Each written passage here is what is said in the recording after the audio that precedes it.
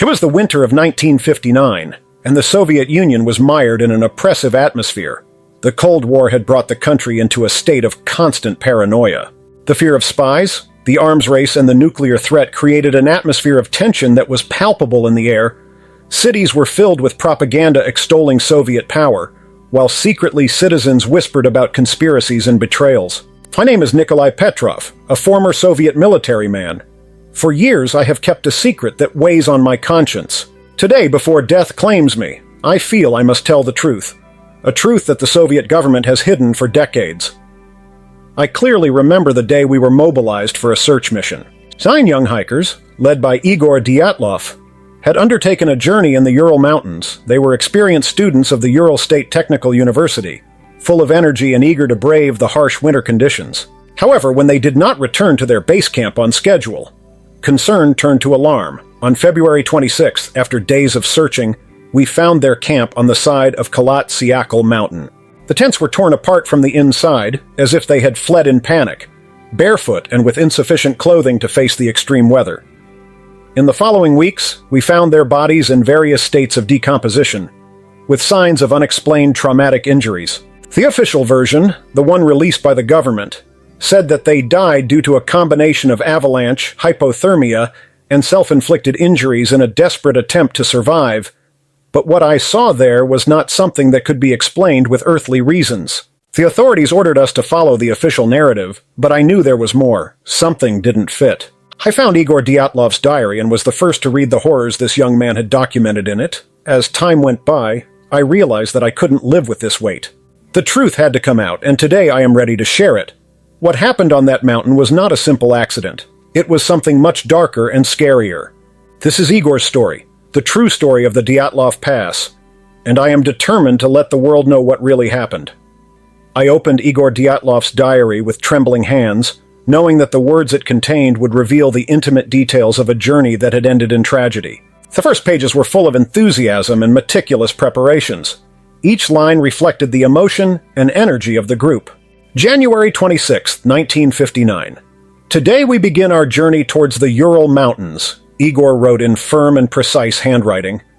Our group is made up of 9 young people full of life and a desire for adventure. I am Igor Dyatlov, the leader of this expedition. At my side is Zenaida Kolmogorova, a brave and cheerful young woman. Lyudmila Dubinina, with her strength and indomitable spirit, is the backbone of our group. Yuri Krivonishenko and Alexander Kolovatov, inseparable friends who accompany me, provide wit and energy. Rustam Slobodane, athletic and always ready to help. Nikolai Thibault Brignol, the team's prankster with a gift, special to keep spirits high with his humor. Semyon Zolotaryov, the most mysterious and reserved, has an enigmatic kale. Finally, there is Yuri Yudin, who due to health problems had to abandon the expedition, but despite his absence, we must continue. The first day of the expedition was calm and full of camaraderie. January 27, 1959. We prepare meticulously, checking every detail of our equipment. The backpacks are loaded with supplies, warm clothing, and survival equipment, Igor noted. Every night they gathered around a makeshift bonfire, January 28, 1959. Tonight we shared stories and songs around the fire. The camaraderie is palpable, and although the cold is intense, our spirits are high. In those moments the group came together like a family, strengthening the ties that kept them together. However, small signs of unrest began to appear. January 29, 1959. Some members of the group mentioned seeing shadows in the trees at night. We tried to play it down, but it's hard to ignore the feeling that something is watching us. Despite their attempts to remain calm, the feeling of being watched was becoming increasingly difficult to ignore. As the group moved forward, a feeling of unease began to settle among them. This feeling became more evident with each step they took. But, being young and enthusiastic, they ignored these signs, believing that their friendship and determination would be enough to overcome any obstacle. Reading these words, I felt a knot in my stomach. On January 30th, 1959, something very strange happened, according to what Igor wrote in his diary. That night, they saw lights in the sky, luminous orbs that moved strangely and erratically. At first, they thought they were shooting stars, but the behavior of those lights was too strange to be that. The hikers stopped, fascinated and concerned at the same time. Watching as those lights danced above them, Igor's descriptions were very clear. The lights were bright white, sometimes with a bluish hue. They moved at a speed and with a precision that no aircraft known at the time could replicate. The group stood there, watching with a mixture of awe and fear. That night the unease became more palpable between them. Zinaida and Lyudmila were especially disturbed, as Igor noted. He could see the fear in their eyes, even though they tried to stay calm.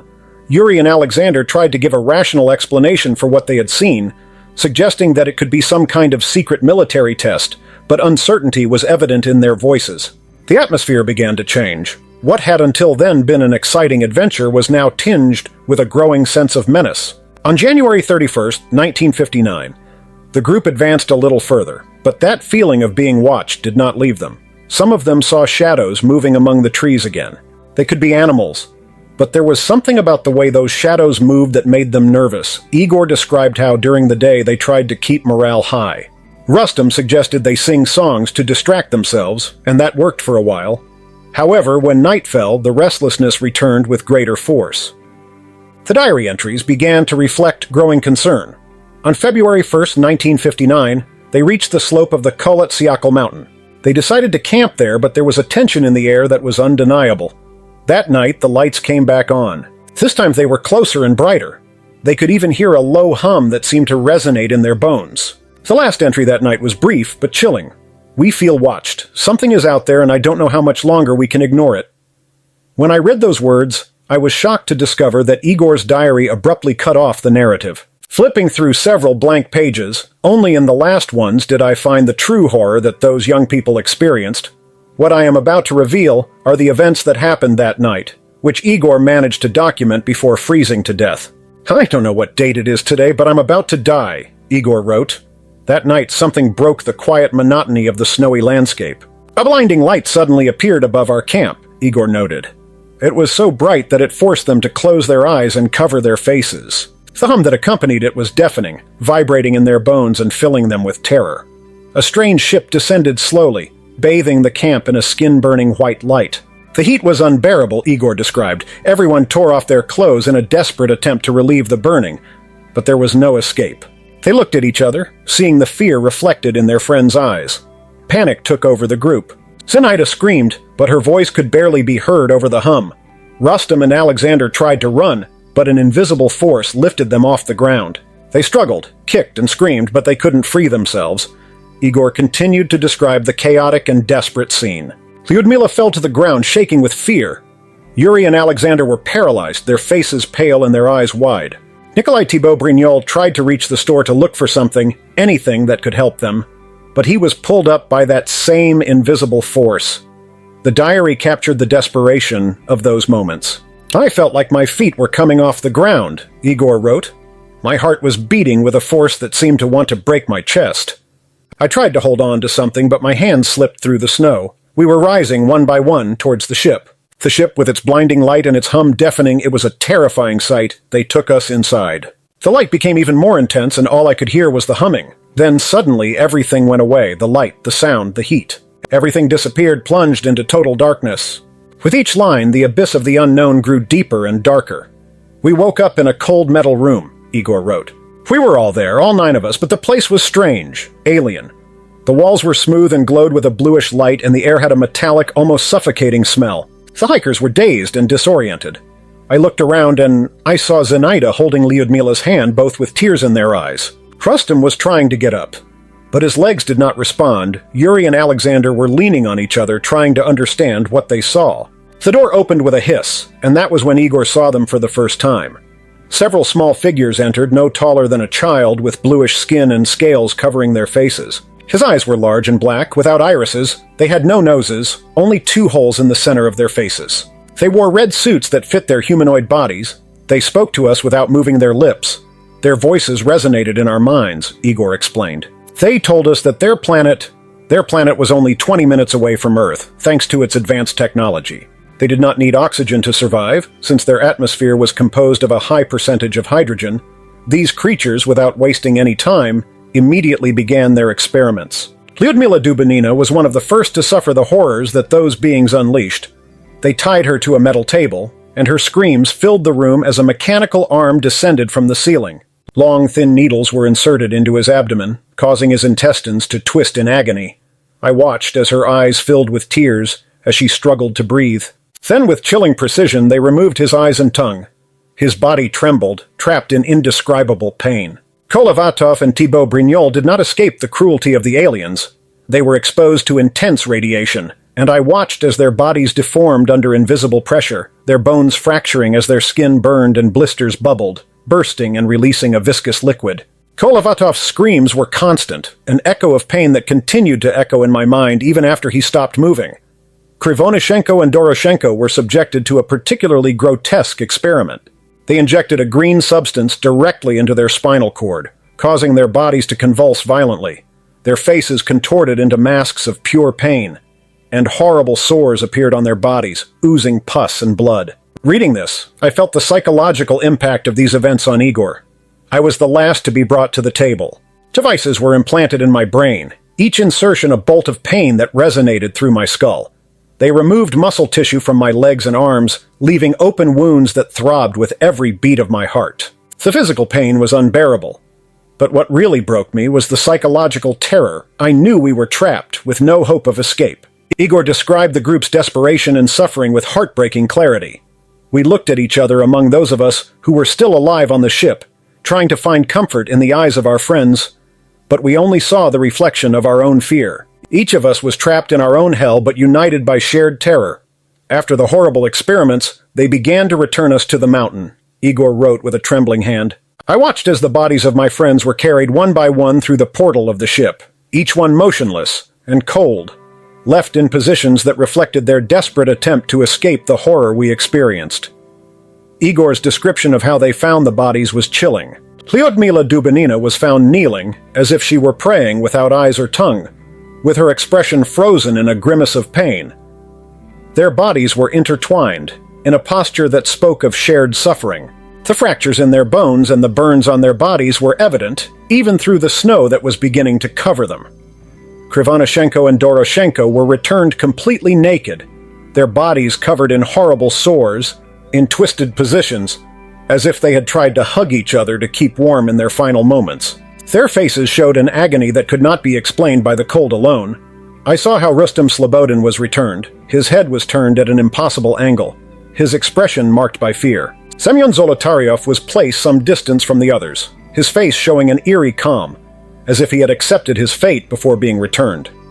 Finally, Igor described his own return to the mountain.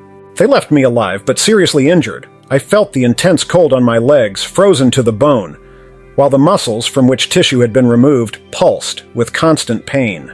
I knew I didn't have the strength to move, but I had to try. The ship vanished into the sky, leaving me alone. I'm here alone and aware that I don't have much time. My hands shake as I write these words. The cold takes over my body, but I must document everything. If anyone finds this diary, let them know the truth of what happened to us. Let them know the horror we faced and the monsters that took us. The last diary entries were almost illegible, written in a weak frozen hand. The pain is unbearable. I can feel the hypothermia taking over me. My friends, all of them, didn't deserve this, but they should know. They must know. I closed the journal feeling a lump in my throat. The image of Igor, alone and dying in the snow, clinging to his backpack and his diary, was devastating. This is where my story returns to the beginning. The search for the hikers officially began on February 20th, 1959. Nikolai Petrov was one of those in charge of the search. On February 26th, we found the camp destroyed on the slope of the Kholat Syakhl mountain. The tents were destroyed from the inside, as if they had fled in panic, with clothes scattered and barefoot footprints in the snow. The injuries were unexplained. Broken ribs without external signs of trauma, burns and traces of radiation. The bodies of Lyudmila Dubinina and Alexander Kolevatov showed horrific mutilations, and the positions of their bodies reflected a desperate attempt to escape the horror they experienced. There was no doubt that what Igor described in his diary was real. He knew he had to report it, but before he could, government agents intervened. The diary was immediately confiscated. The agents ordered us to follow the official narrative. An avalanche had been the cause of the deaths. They threatened us, making sure no one talked about what we really saw. Evidence was altered and reports were manipulated to match the official version. The cover-up was meticulous and ruthless. The bodies were quickly buried and the case was closed, but I knew the truth. I had seen with my own eyes the evidence of the horror those young people had faced. I knew that one day this truth must be known. Years later, here I am, an old Soviet man determined to tell the truth before he dies. The story of Igor Dyatlov and his group should be known. Every night I relive those moments, and every day I am consumed by guilt that I could not have done more to expose the truth. The government cover-up was brutal and efficient. The officers who intervened showed no mercy or consideration for the dead. They tampered with evidence, altered reports, and silenced witnesses. We lived in an era of paranoia, where the truth was shaped by those in power. This manipulation of the truth is one of the greatest dangers we face as a society. When governments hide the truth and fabricate lies, they destroy people's trust and perpetuate fear and ignorance. As I finish this confession, I can't help but feel a lingering unease. I know that there are more secrets hidden in the Soviet archives, more stories of horror and suffering that never came to light. The Dyatlov Pass tragedy is just one of many, and I am convinced that there is still more to discover. Each concealment, each silenced testimony represents a truth waiting to be revealed. May the story of Igor and his group inspire others to question, investigate, and above all, to never forget. As the night progressed, the cold breeze from Kholat-Syakhl mountain cut like a knife, becoming more intense and merciless. My body, weak and sore, could barely resist the onslaught of nature. My hands shook uncontrollably, not only from the cold, but also from the desperation that took hold of me as I thought about the story that needed to be told. Each thought was a blow to my conscience, an insistent call to the truth that I had kept for so long. I knew my time was limited. Hypothermia progressed slowly, like a predator stalking its prey, and with each passing minute I felt life slipping away from me. My thoughts returned to that night, to the heartbreaking screams of my friends, to the inhumane experiments we had suffered at the hands of those creatures. A part of me wanted to forget, to let the cold numb my mind and free me from the weight of those memories. But another part, the one that was still fighting to stay conscious, forced me to keep writing, to capture every detail, every horror, so that the world would know what really happened in that damned place. The snow began to fall harder, slowly covering the remains of our camp, hiding the traces of the terror we had experienced. My fingers, numb from the cold, could barely hold the pencil with which I wrote, but I had to continue. I had to record the truth before death claimed me. The darkness enveloped me, and each word I managed to write became blurrier, more difficult to capture. I remembered how, after being returned to the mountain, I felt an almost palpable connection with my friends. We were not alone in that frozen hell. We were a group united by a common suffering, by an experience that had changed us forever. I looked at Zinaida, at Lyudmila, at the others, and in their eyes I saw the same reflection of terror that I felt inside myself. We had witnessed something beyond comprehension, beyond what any human being should experience. The ship, that monster of metal and light, vanished in the sky, taking with it the screams of pain and leaving us with an overwhelming silence. I felt like they had left us like a broken toy, a failed experiment, abandoned in the immensity of the mountain for nature to do what they had not completed. Death, cold and silent, was the only thing that awaited us. I tried to move, try to at least reach one of my friends, but my body didn't respond. The pain in my muscles, where they had removed tissue, was constant and stabbing. I knew that I didn't have much time, that every second that passed brought me closer to the end, but the idea of dying alone, without having told everything I had seen, filled me with terror. I could not allow our history to be lost to oblivion, for our deaths to be silenced by fear and oppression. I struggled to remember every detail, every sensation, every image I had witnessed inside that ship. The faces of those beings, cold and calculating, their black and empty eyes. The way they manipulated us as if we were nothing more than guinea pigs in an experiment. I felt anger mixed with fear in my chest, an anger that gave me the strength to keep writing, to resist a little longer, even if it was just to leave a trace of what had happened. I thought about my loved ones, about those who would never know the truth if I couldn't finish my story. The guilt for not having been able to protect my friends, for not having been stronger, consumed me. But I knew that the only way to redeem myself was to make sure that their suffering was not in vain, that the world knew what had really happened on that cursed mountain. The wind howled in my ears, as if the mountain itself was trying to drown out my words, to erase my existence before I could reveal what I knew. But I resisted. With the little strength I had left, each word was an act of rebellion, a scream in the midst of the sepulchral silence that surrounded me. Suddenly a thought hit me with the force of lightning. What if we weren't the first? What if others before us had met the same fate in those mountains, and their stories had been similarly silenced? The thought that we might not be the only ones, that more people had suffered at the hands of these beings, filled me with even deeper fear. The sky above me, dark and starless, seemed to crush me with its immensity. Each breath was a titanic effort, and I felt my strength being exhausted. But still I continued writing, guided by an almost feverish determination. The story of Igor, Zenaida, Lyudmila, and the others should be known. Their suffering should not be forgotten. The pencil was slipping from my fingers. The cold had finally gained ground on my body, and I knew my time was running out. My vision was blurring, but the image of the ship, of those beings, and the brutality of their experiments remained etched in my mind like an indelible tattoo. And then in that last moment of lucidity, I held on to one thought. Someone will find this diary. Someone at some point will know the truth. With a last effort, I wrote the final words, a desperate testimony, a plea for the truth not to die with me. And when the pencil fell from my hands, I knew I had done everything in my power. The cold, now implacable, enveloped me completely, and the darkness began to drag me towards its final embrace. But in that last moment, I felt a strange peace, a certainty that somehow my story would not be lost. That someone, somewhere, would read it and understand the horror we had experienced on that mountain. And so, with that last hope, I closed my eyes, letting the cold and darkness carry me away, while the wind continued to howl, like a mute witness to a story that should not be forgotten. When I opened my eyes again, I didn't know if I was awake or trapped in an endless nightmare. Everything around me was a swirl of distorted shadows and lights, as if reality itself were crumbling around me. The pain had lessened, but not because it had disappeared, but because my body seemed to have disconnected from the agony. He felt a strange lightness, as if he were floating in a dark sea, suspended between life and death. The image of the ship came back to my mind like a blow. That monster of metal and light that had transformed our adventure into a living hell, had it all been real? Or was he simply trapped in a hallucination caused by cold and terror? I tried to move, but my limbs were unresponsive. He was trapped in that state of semi-consciousness, between sleep and wakefulness, unable to distinguish what was real from what was not. Suddenly, a voice, so more like a whisper, echoed in my mind. It was not a human voice, but something deeper, older, as if it came from the very heart of darkness. "Fear not," said the voice, and its echo vibrated in my head like the ringing of a distant bell. I felt a chill run down my spine, but I couldn't move. I couldn't scream.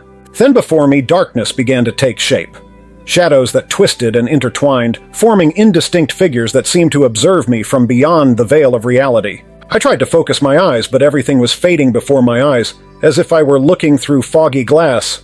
"We watch you," the whisper returned, louder this time. I felt an invisible weight on my chest, making it difficult to breathe. I wanted to ask, I wanted to understand what was happening, but the words were choking in my throat. And then I saw it. A figure emerged from the shadows, tall and slender, enveloped in a faint light that seemed to emanate from his own body. His face was blurry, almost undefined, but his eyes were deep, empty wells that seemed to absorb all the light and hope around me. There was no hate in his gaze, no compassion, just an icy indifference, like that of a hunter watching his prey with the certainty that it will not escape. "They can't help you," the figure said, and this time I felt the words like a direct blow to my mind. "You are alone here with us." My thoughts were a whirlwind of confusion and fear. Who were they? And why was he alone? Where were my friends, my companions? I tried to remember, but my mind refused to focus, as if a thick fog covered all my memories. He knew there was something important, something he needed to remember. But the more he tried, the more it faded.